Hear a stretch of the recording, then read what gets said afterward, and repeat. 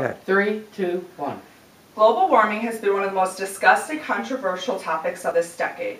Most people believe that it's a serious issue and something needs to be done with this epidemic, but some people believe that it's just a theory or a hoax.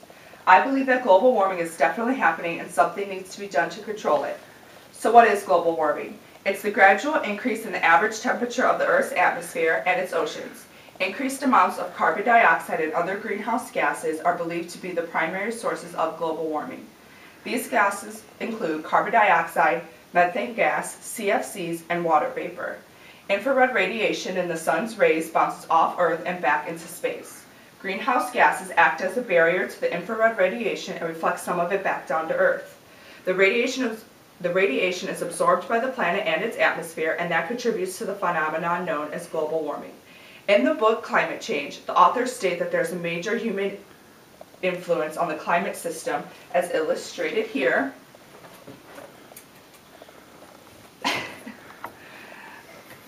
The most primary source of greenhouse gases is fossil fuels. Burning fossil fuels produces carbon dioxide, and an estimated 3.2 billion metric tons of it is released into the atmosphere every year. Another source of greenhouse effect is methane gas.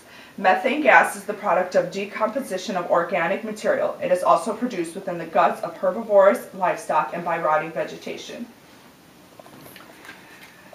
The third source is chlorofluorocarbons, also known as CFCs. CFCs used to be primarily used as coolants in refrigerators and propellants in aerosols. They readily escape into the atmosphere. The last illustration is water vapor. It is produced by the water evaporating into the atmosphere. River, lakes, oceans, and plants all generate vast amounts of water vapor. So what are the noticeable effects of all of this on our planet? DoSomething.org is the country's largest nonprofit for young people and social change. They state that the consequences of global warming include drought, severe hurricanes, massive fires, and melting of the polar ice caps. Heat waves caused by global warming present greater risks of heat-related illness and death, especially in young people, elderly, and people with diabetes. According to the U.S. Global Change Research Program, the temperature in the United States alone has increased 2 degrees in the last 50 years and precipitation by 5%. Global warming puts coral reefs in great danger as warmer water increases the possibility of coral diseases, and the rising sea levels make it more difficult for coral to receive sunlight. What can you do to help? There are many little things you could do to help out this planet. First off, you can plant a tree. Trees, when fully grown, will keep the planet cooler. You can walk instead of using your car, and when you need to use your car, you can carpool. When you're at home and get cold, put on more clothes instead of turning up the thermostat. Buy local and avoid imported goods. The more foreign items we import, the more pollution from the planes and boats it takes to get here.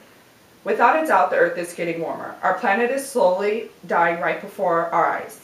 We could stop global warming, but only by major reductions in the amount of greenhouse pollution we create. We need to make this Earth healthy again, not only for us, but for our children, grandchildren, everyone that's coming after us. Awesome.